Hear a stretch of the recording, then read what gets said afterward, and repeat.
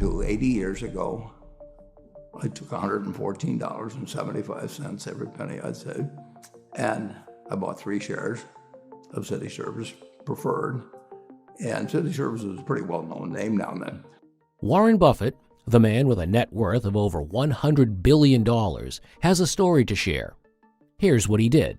When I was 11, I picked stocks. I had the whole wrong idea.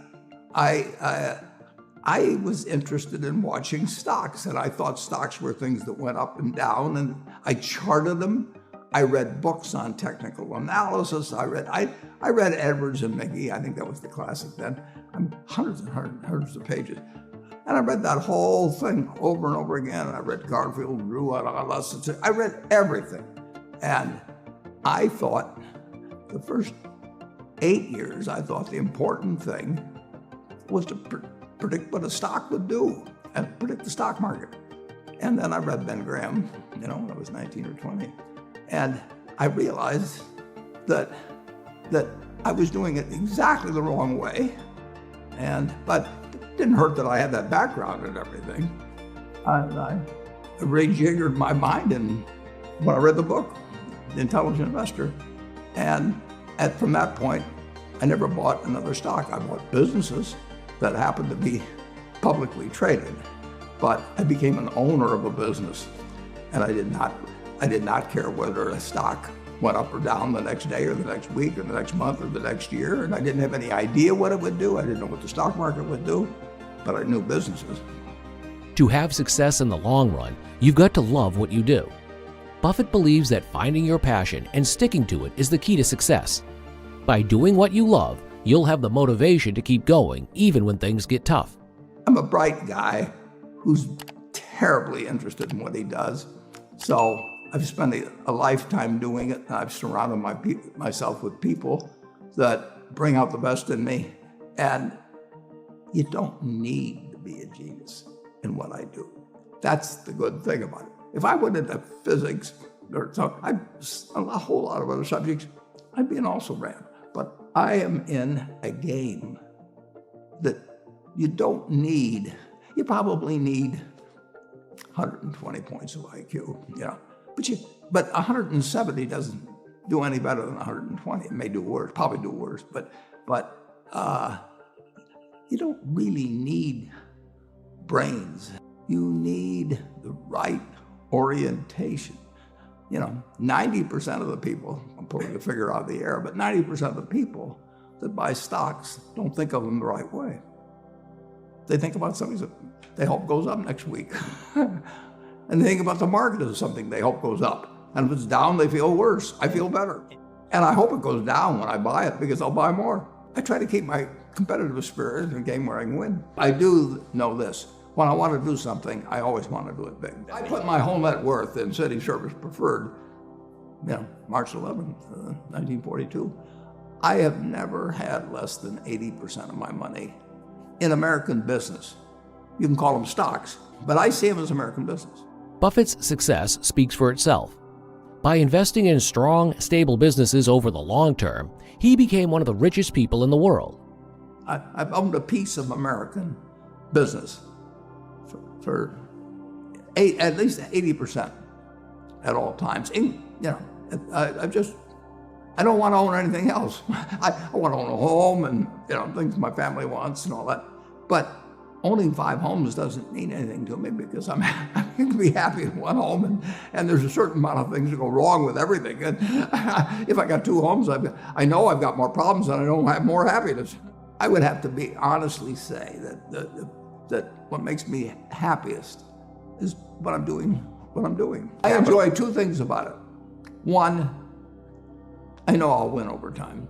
That doesn't mean I'll beat everybody else or anything like that, but I'm in a game that's very, very, very easy if you have the right lessons in your mind about what you're buying. I'm not buying stocks. I'm buying pieces of overwhelmingly American business. And I'm happy when that's when I'm doing it. I'm happy when stocks are going down. I'm happier when stocks are going down because I can buy more of them with the same amount of money. I'd be happy if I was a farmer. I'd want farmland to go down so I could buy more acreage. if I was, it just makes sense. And I'll tell you the second thing I really like. I like being trusted by people. And, I would rather do what I do with partners than do it sitting in a room myself, even though I might make more money that way. I need to know that I think that Berkshire Hathaway is going to be worth more money someday down the road. Not tomorrow. I want it to go down if I'm buying something. And I would say this, the world has changed a lot since that report was written. But the world changed a lot in 2000, 2 years ago. Let's pretend there is no stock market. Let's say I had to buy these privately, like you buy a farm privately, like you buy an apartment house privately. They're investments. So you're looking to say, what can I do with money I've saved to put it away so I feel good about getting it back later under any circumstances, but not necessarily on a given moment. But if I have a farm, it's going to take me a while. But people would be so much better if they actually didn't have a stock market in terms of buying businesses. But, and when you're buying businesses, don't call them stocks. When you're buying businesses, when you're buying apartment houses, sometimes when you're buying raw land, all kinds of things. There's times when you get a chance to act and do something really intelligent. It may happen once every 10 years, once every 20 years. Depends on what field you're in, where you live, what you know, all of that. But most of the important things, there's a lot of foundational work. The United States economy, and it's very easy to look at the statistics on it. I mean, more people, a greater percentage of the American population is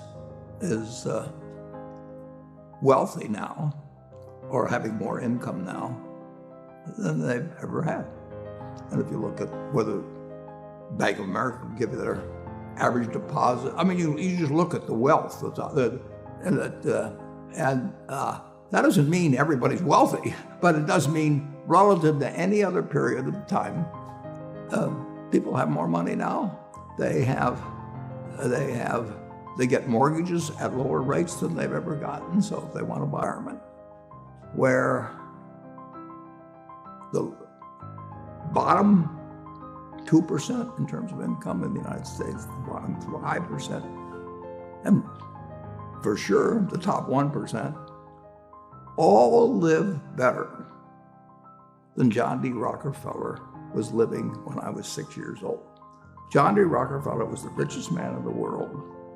And today, you can get better medicine, better education, better entertainment, better transportation. You can do everything better than he could.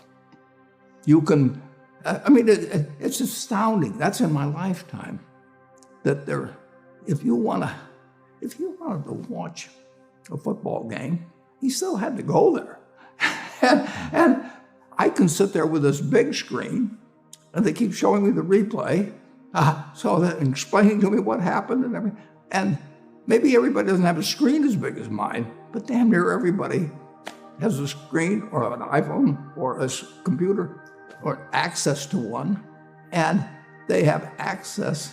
I mean, when I was born, the dentist didn't use Novocaine. There's no country that's done what our country's done. If you go back 3 of my lifetimes, are looking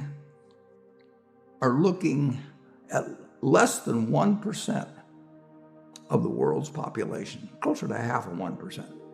Half of 1% of the people in the world are sitting in this land. They don't work harder than people in all the rest of the world. I mean, in terms of hours of unpleasant labor, everybody's got hours of unpleasant labor in those days practically. They don't come laden with gold and, they are half of 1%. And they work the same hours, they got the same IQs. They may be a little self-selected in terms of enterprise, in terms of going across oceans and things. And fast forward a couple of lifetimes, and they've got 20% plus of all the bounty in the world. I mean, that is something that has worked like nothing. Just imagine that.